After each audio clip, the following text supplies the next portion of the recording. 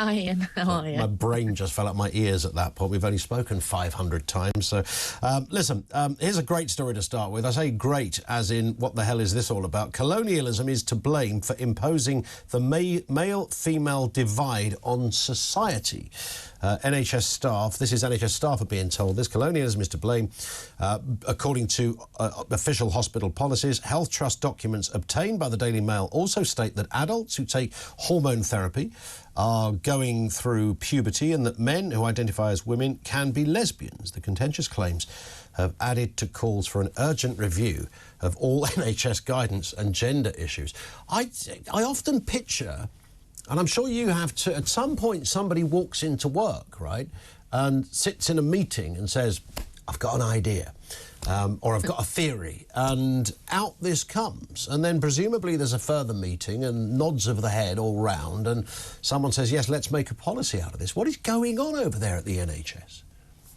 Yeah, it's incredible that this is the NHS, isn't it, and not some, you know, university student group. Correct. Which is yes. What it reads like. It reads like some kind of mad theory that's been cooked up after, you know, a seminar. But I don't think that this is something that people sort of brainstorm around a table within the NHS. It's quite clear that, you know, these kind of policies come about from external consultation. Yep. You know, it would have been previously with Stonewall or something like that, although a lot of organisations have cut ties for now with that group. But there are people who make a racket out of cooking up these kind of policies in order to be in line with EDI, inclusion, diversity, well, whatever the thing means, diversity policies basically, and equality policies that say these kind of crazy things. I mean, the Mail has been fantastic over the last sort of week or so in exposing, through getting access to freedom information requests, some really serious things. Obviously, earlier in the week, over the weekend, there was the news that there are, you know, a significant number of trusts that allow men who identify as a woman to go onto women-only wards and not be questioned about that, and, you know, potentially in some trusts having language changed to, you know, things that we've already heard of before, but are told that's not a big deal, you know, changing mothers to birthing people and all the rest of it. But this now is essentially into the realms of a kind of a ludicrous waste of time, which is that what NHS staff member needs to have a crackpot theory about why we understand gender as the way we do, which is, by the way, completely wrong. The idea that we only call each other men and women because of colonialism is sort of the most ahistoric understanding of human relationships I've ever heard. True. But it's you know, this is at a time when we are talking about NHS resources, when we're talking about the way in which NHS uses its time, how efficiently it's run. And I think this kind of thing just will stick in the craw of people who are waiting for their appointment or whatever, because this is a sign of the way in which the institution has become so much more bloated than it needs to be. It thinks that it has to act like a student union rather than simply being a health service. I mean, why a national health service thinks it needs to have its staff interested in global theories around colonialism, whether it is beyond me. I mean, if somebody phones up the head honcho of all things NHS related and says, I'm Bill from the Gender Studies Global Organisation of Decency, or whatever the group is called, but could you please, you know, I'd like to offer some advice and some of our wisdom. Wouldn't they just go, yeah, well, thanks very much, we're a bit busy now, we've got 7.6 million people on a waiting list, so come back in a couple of years. I mean, at the very least, you might think that wouldn't find its way into any agenda meeting place, or any sane person would want to give it the time of day. And the moment somebody uttered the phrase that adults taking hormone therapy are actually going through puberty, that would be the moment when you would ask them to leave the room. Well, this is the thing that I think probably is the most serious element of this, which is that a kind of moral and political cowardice is bringing into question scientific knowledge, which is that you would think that, as I know that obviously there are lots of people who work within the NHS who are not medically trained, have managerial roles, whatever, and that's fine. But you'd think that in a health service they would consult, you know, they would be consulting with people who have trained for however many years to understand what happens biologically with people, and to be able to quite coherently debunk a huge amount of what goes on within trans ideology today, including this sort of the nonsense around puberty and the nonsense around sex not being a real thing. But if they can't do that, if they don't have people high up in the NHS, whoever makes these decisions, doesn't have the courage to exercise their common sense and actually say no to some of these external pressures, say things like, I'm sorry, we don't care if this makes us not inclusive, but we're not going to go, change an entire policy to have gender neutral language that affects, women accessing breast cancer care, things like that, then it does undermine some of the confidence that you have within the NHS. It undermines some of the trust. And you think, if they're going to let this slip, what else are they going to let slip?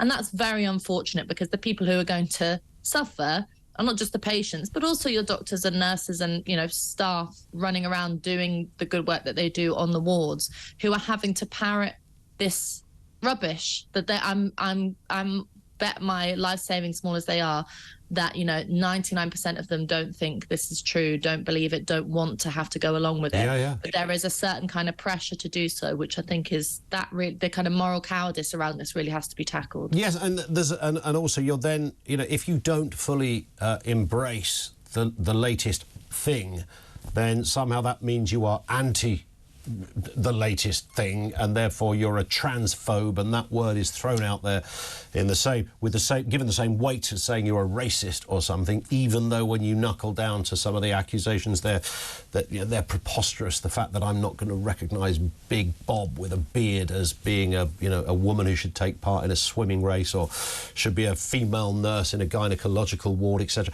All of that. I mean, it's such anti-intellectual nonsense. It's Hall of Mirrors territory, and I wonder where all this comes from. And I'm sort of feeding it in as well to the Coots story, of the bank, we will turn you away if you have opinions that we don't like, and this kind of new narrative, which does seem that sort of trans issues and climate, I suppose, are both sort of seem to be prevalent, salient points within these new agendas, where businesses and organisations have said, we're not just about, we're not just a banking organisation, we are sort of ethical barometers of something more.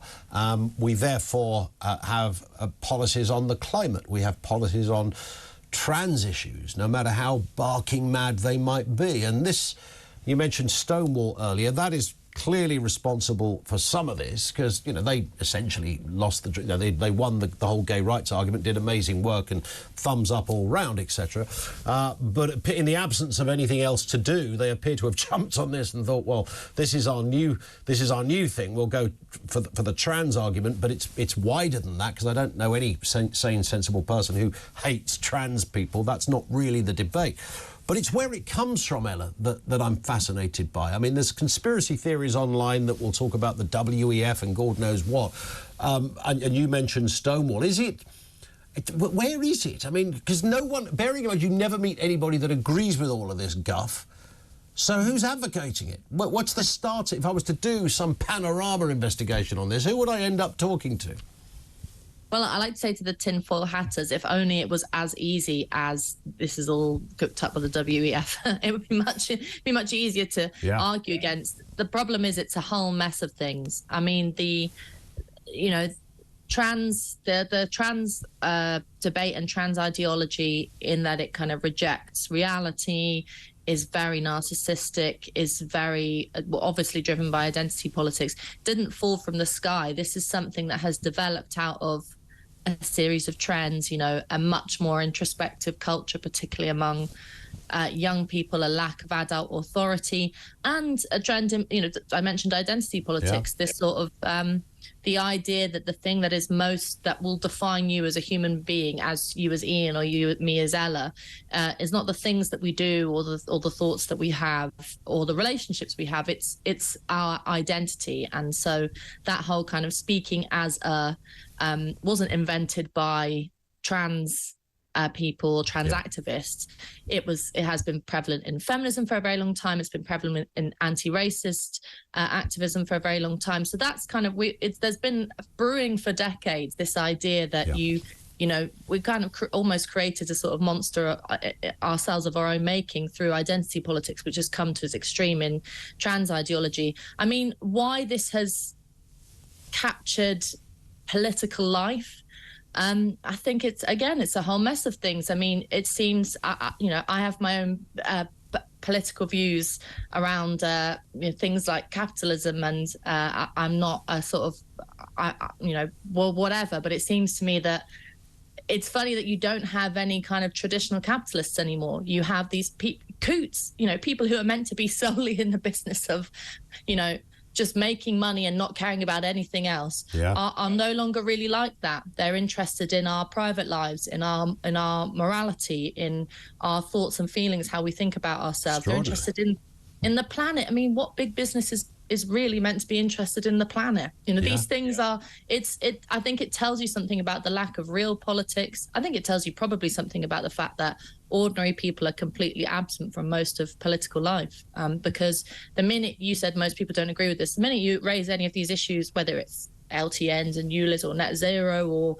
trans ideology in school or women's only spaces, whatever, when you talk about this in a normal setting, which is, I don't want to be stereotypical, but I don't know, in a checkout queue, on a bus, in a pub, people have sensible, reasonable, rational views on this. It's only when you go into civil service focus groups or the Houses of Parliament or, and at most sort of newspaper offices these days, that these mad views proliferate. Indeed. And I wonder whether people are just terrified of being accused of another sort of ism or phobia, and that ultimately is the kind of bedrock of where perhaps their responses begin.